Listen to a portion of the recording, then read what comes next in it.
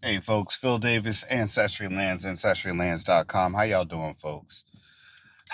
leaving leaving the job, the 9 to 5 right now. Motivational speech this morning. I heard this from the actual governor of Maryland, Wes Moore. He's actually the first African American governor or like to be elected in Maryland's history. This was at my niece's graduation, and he said something that was very impactful and powerful that I think is a great lesson for you all today. Make sure you like, share, and subscribe always. But he said something about if you're unclear of the destination, if you're unsure of the destination that you're going in life, do you have the will to see it through? If you're unsure about whether you're going to be successful and you're doing a business, you're going to school, it's not sure that you're going to get a degree just because you go to college. That's actually not that's not a guarantee. There are no guarantees in life. You're not guaranteed a good life, a happy life, a life of wealth. You're not guaranteed anything other than the opportunity to fail or succeed at what you're doing or what you're trying to accomplish. You're not guaranteed because you start a business that the business is going to thrive or that your idea is going to be successful or come to fruition. And when you don't have that heading, you don't know, do you have the will to see it through? When I started Ancestry Lands, and actually let's go before that, when I started what was to just be a land business, to buy a property, to own real estate, there was no thought of Ancestry Lands and the channel being where it is now. I had no thought of generational wealth. It was an idea that I looked to pursue. And once I got a little bit of a door opening, when I got that first property, something told me, okay, I have confirmation that I can do it and I can do it again. And that first property turned into the second property, the third property, the fourth property. And when I got to another point, I said I could take it even further. So now we're at well over close to 100 properties that my wife and I have owned or still, I'm just talking about that we've touched through. And I'm just a nurse. I'm not some guy that came from wealth and family and money. I haven't been handed, no one gave me, Ancestry Land startup money to get this started. I had to do this by simply working a little bit extra and putting some funds towards this thing that was now a business. Excuse me. No, my idea was not because anyone approved of that idea when I started. And it's not a me going, but I'm just giving you some point of motivation to show you that I didn't start with massive bank funding.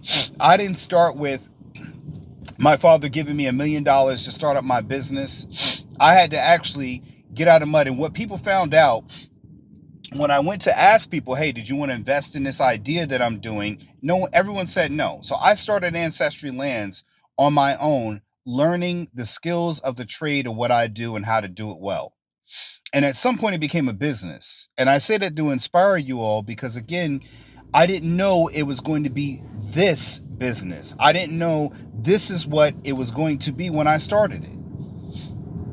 So again, in life, when you're looking to do something, when you're looking to say, I'm going to go get a degree is just a milestone.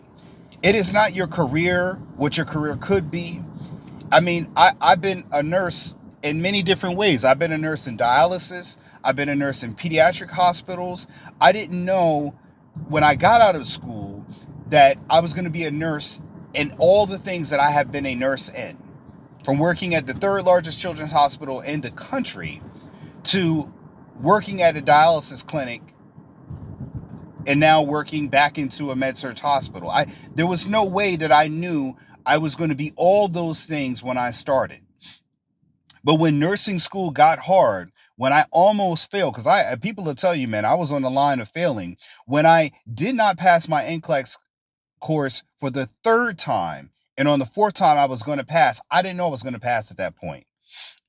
I had already met failure more times than I could count, but I was not going to fail at the determination to see it through, to accomplish what was going to be success at that time. I'm a dang good on nurse now, but at the time, I didn't have what it took to get that nursing license behind my name. Goodness gracious, what is this guy driving? That I have now and I've had for 22 years. I say that to you because, again, your destination is always unclear as your journey. Your journey is much clearer than your destination. And what a lot of people are doing is looking for a confirmed destined outcome. They're looking for a destination that they can guarantee that every step leads to, that it's a sure step, every step. There are no risks. There is no chance for failure. And as soon as they get a little bit of taste of failure or pushback in life, people fold. They crumble. And they do that because, to me, like I've said before in other videos, the hunger to succeed was only if the outcome to be successful was guaranteed. Let me say that again because I'm dropping gems on y'all. The hunger to succeed for people who give up so easily is only because the outcome was guaranteed. They could see where they were going to step. They could see that they were going to be successful. I can get right there because I could see it. When it becomes risky, when it becomes unknown, when they're unsure, you need fortitude. You need resolve. You need consistency. You need determination to be able to go.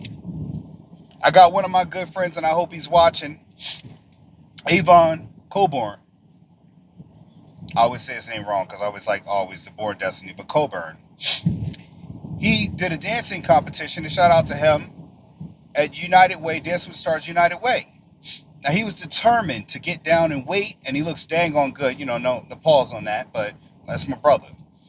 And he ended up taking number 1. This is a Hall of Famer in West Virginia University. And I've interviewed Avon before. Shout out to him.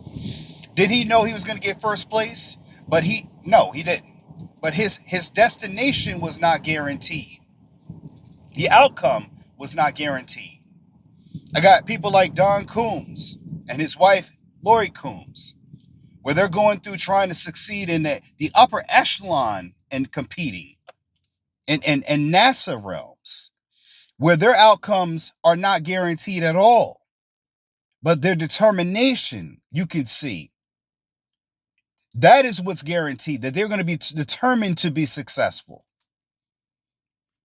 It's the same thing in marriages, man. Marriages, if whatever you think going into a marriage is not going to be the same thing when you are in the marriage, when you change, when your wife changes, when you become parents, when you get 10, 11 years in, it's different. It's not the same as the new love that you walked in. It's no longer new. Well, I had talking to a nurse one time. She says, well, maybe you picked the wrong wife.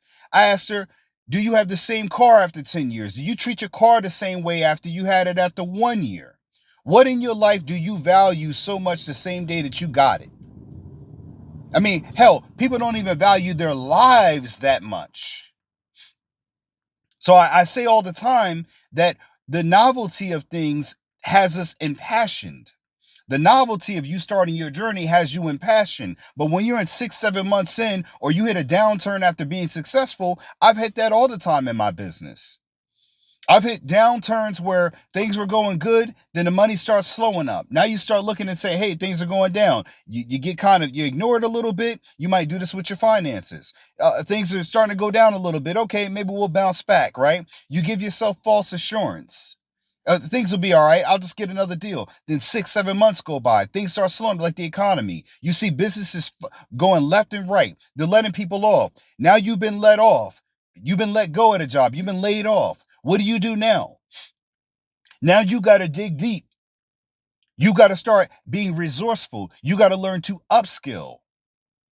You got to learn to have skills that you can transition to or leverage in a time like this. And I've talked about this before in other videos. You cannot be a one-trick. Are you confused with today's real estate market? With high interest rates and overpriced housing, it can be hard to find something to own at the right price. Available on Amazon, Getting Dollars from Dirt by author Philip H. Davis is a game-changing book that invites you to embark on a thrilling exploration of this often overlooked asset class. This book is your roadmap to unlocking the secrets of vacant land investment. Inside these pages, you will uncover the transformative power of vacant land as a wealth-building tool. Discover how to spot promising properties, assess their true value, and capitalize on market trends. From understanding zoning and permits to leveraging financing strategies, you'll gain the knowledge and confidence to make savvy investment decisions. With each page you turn, you'll gain a deeper understanding of the profound impact your investments can have on the world around you. Getting dollars from dirt is not just a guidebook, it's a call to action. Whether you're a seasoned investor or a curious novice, this book will empower you to tap into the immense potential of vacant land and embark on a journey toward financial freedom and a brighter future.